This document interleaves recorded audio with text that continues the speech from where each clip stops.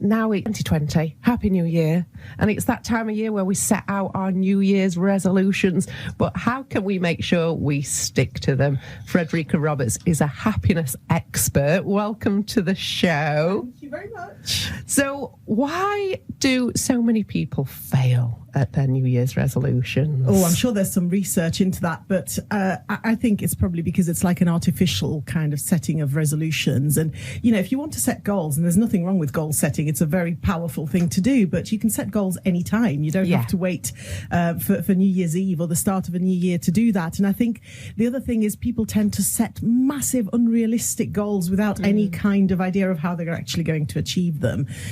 So I actually, I'm going out on a limb here, but I'm saying, you know, do not set New Year's resolutions at all. Set goals at any time you want to and do it properly. But there's a much more powerful thing that you can do at this time of year, which is really spending that time as a time of reflection and looking back at the year that's gone, looking with gratitude at the things that have gone well, but also reflecting on the challenges you've overcome and on the things that you've achieved.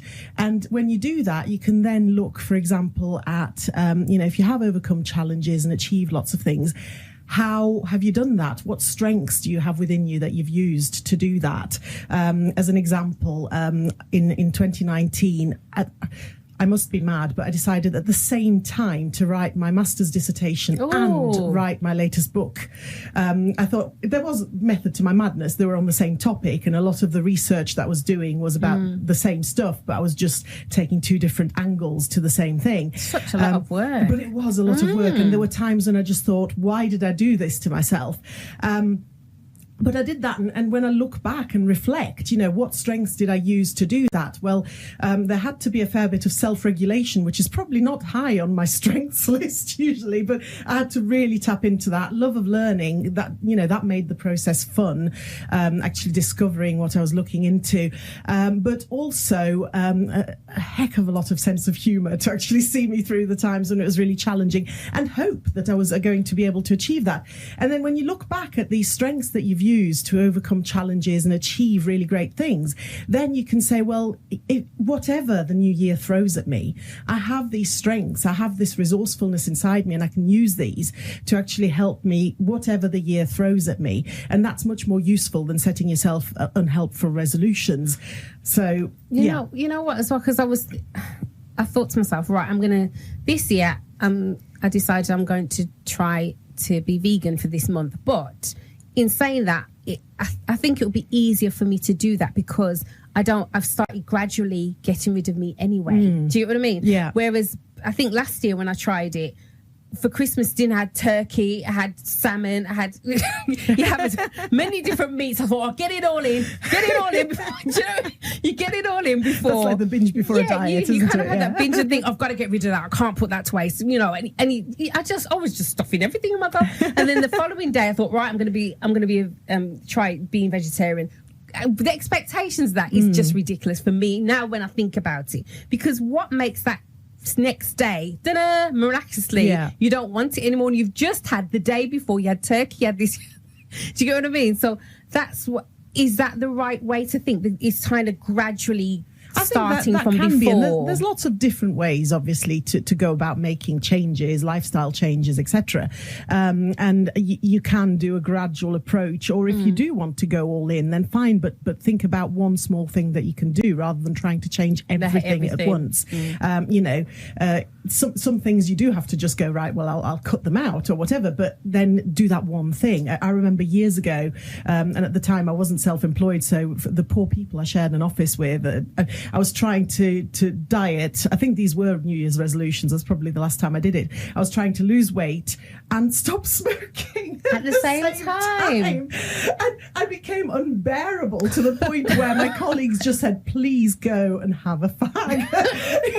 And I mean, I haven't smoked for well over 10 years now, but it's just one of those things that, you know, you can't try and tackle everything at once and suddenly deprive yourself of everything you love at once, because otherwise you're just going to be miserable and make other people miserable as well. Is it about how we phrase things as well? Because sometimes if you say, right, that's it, I'm no longer doing this, if you then break it, you feel bad about yourself. Yeah. So Yeah. my daughter and myself, we've said, right, we think we may go veggie this year.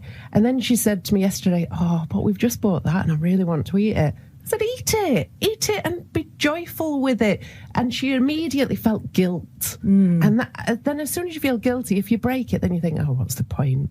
Let's just carry on. Guilt and shame are very unhelpful emotions, definitely. And how you phrase things is very much part of it. And you can apply that to absolutely anything. I had weight loss surgery just over a year ago. And, I could have gone into that thinking, I won't be able to do this. I won't be able to eat that. I won't be able to enjoy restaurant meals.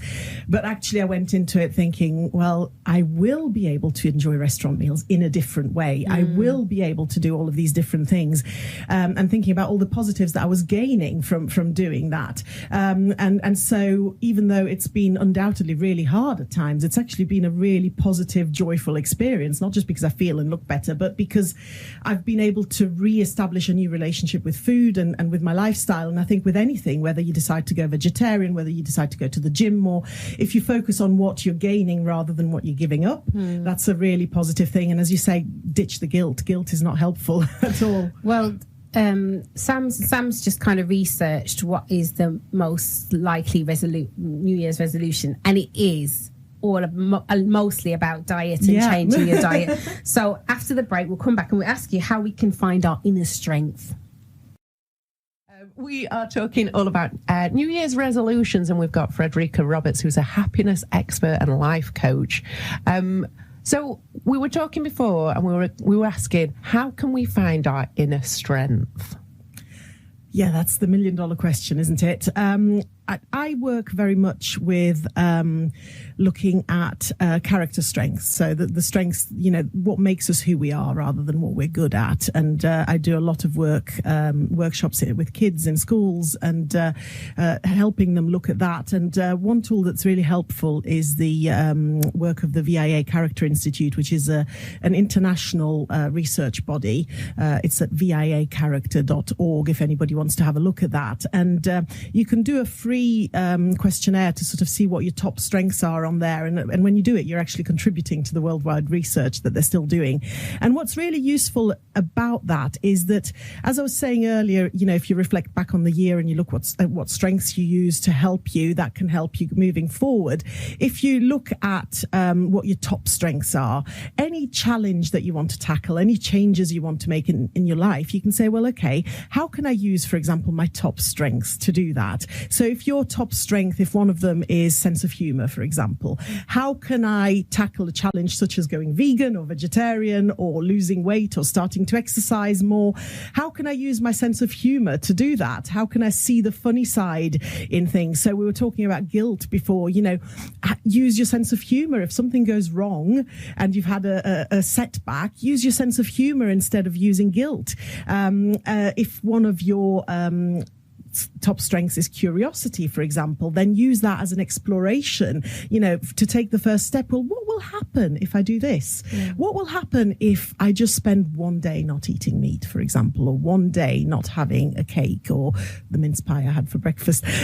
Yes.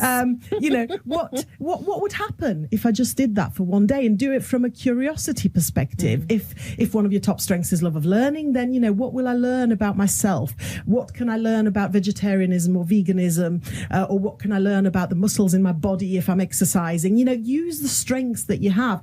And when you do that, it just makes every challenge much easier because you've got a different focus than this is so hard. You've got a focus about what you're getting out of it that's actually beyond that thing that you're changing or introducing or removing from your life. So that can be really useful, and it's a great way to tackle any challenge in life, really, and just to move forward and enjoy life in the process, which is what I'm all about, really. It's that first initial step that's quite the difficult one, though, from the couch or from that first step forward. Yeah. I think a lot of people find difficult. It can be, and I think if you do look at it from a strengths perspective, then actually that makes that first step easier, because the first step is not actually get off the couch and start doing that. The first step is look at what my strengths are, and then pick one or two and find a way that you can use those to help you take that first step, so that it becomes something a lot less daunting to do.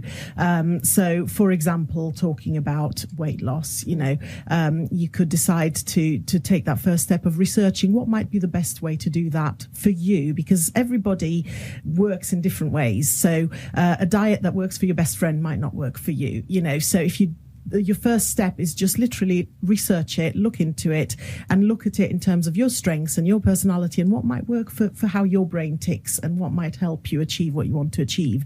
And then just one day at a time, it's that whole thing, every journey starts with the first step. You don't have to think.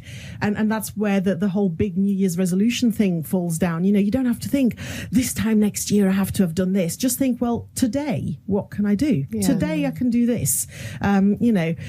Today I can just not eat any chocolate. I don't have to do anything else. I can still have a big meal. But maybe today I just don't eat any chocolate, and see how that goes. So it's just about doing something really small, baby steps. Yeah. Thank you so much for joining us. You're very welcome. Learned quite a bit there.